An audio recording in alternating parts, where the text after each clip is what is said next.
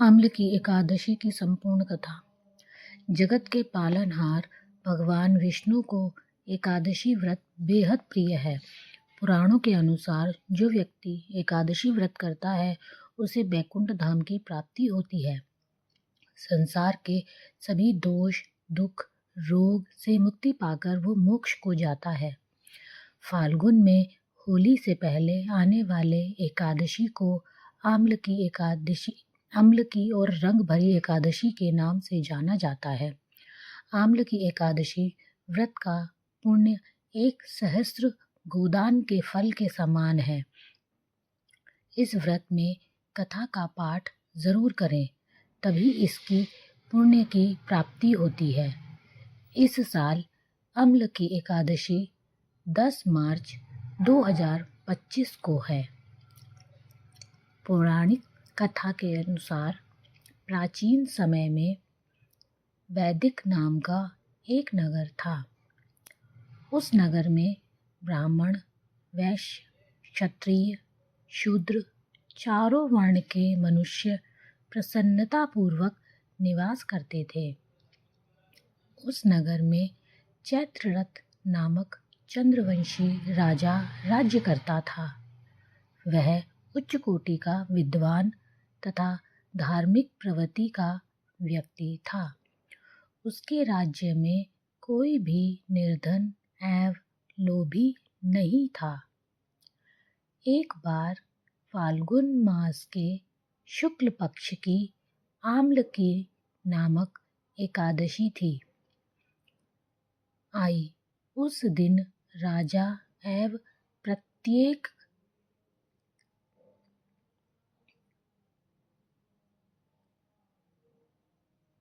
प्रजाजन, वृद्ध से बालक तक ने आनंद पूर्वक उस एकादशी को उपवास किया।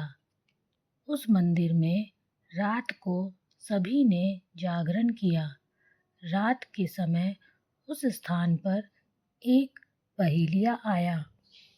वह महापापी तथा दुराचारी था। अपने कुटुंब का पालन वह जीव हिंसा करके करता था। वह भूख प्यास से अत्यंत व्याकुल था। कुछ भोजन पाने की इच्छा से वह मंदिर के एक कोने में बैठ गया। उस स्थान पर बैठकर वह भगवान विष्णु की कथा तथा एकादशी महात्म्य सुनने लगा। इस प्रकार उस बहेलिये ने संपूर्ण रात्रि अन्य लोगों के साथ जागरण कर व्यतीत की। प्रातः काल सभी लोग अपने अपने निवास पर चले गए। इसी प्रकार वह बहेलिया भी अपने घर चला गया और वहां जाकर भोजन किया। कुछ समय व्यतीत होने के पश्चात उस बहेलिये की मृत्यु हो गई। हालांकि जीव हिंसा करने के कारण वह घोर नरक का भागी था, परंतु उस दिन आम्ल की एकादशी व्रत तथा जागरण के प्रभाव से उसने राजा विदुरथ के यहाँ जन्म लिया। उसका नाम वसुरथ रखा गया। बड़ा होने पर वह चतुरंगिणी सेना सहित तथा धन धान्य से युक्त होकर 10 सहस्त्र ग्रामों का संचालन करने लगा। वह प्रजा का समान भाव से पालन करता था, दान देता उसका नित्य कर्म था।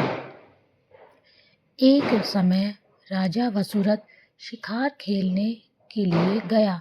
देव योग से वन में वह रास्ता भटक गया। वह एक वृक्ष के नीचे सो गया। डाकू वहां आए और कहने लगे, इस दुष्ट राजा ने हमारे माता पिता, पुत्र पौत्र आदि समस्त संबंधियों को मारा है तथा देश से निकाल दिया। अब इससे बदला लेना चाहिए। डाकुओं ने राजा पर आक्रमण किया।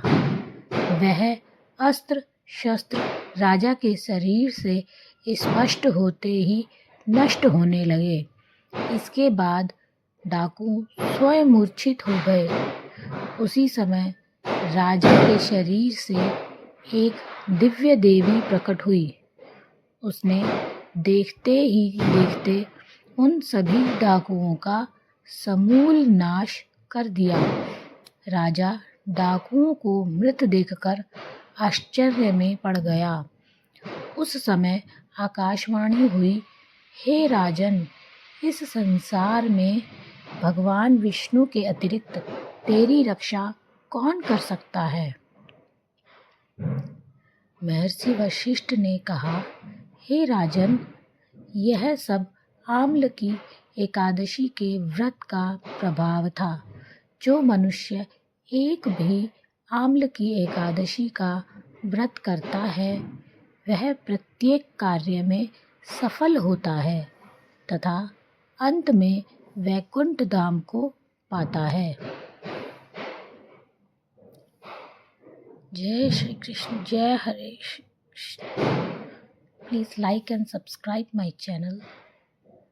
जय श्री हरि।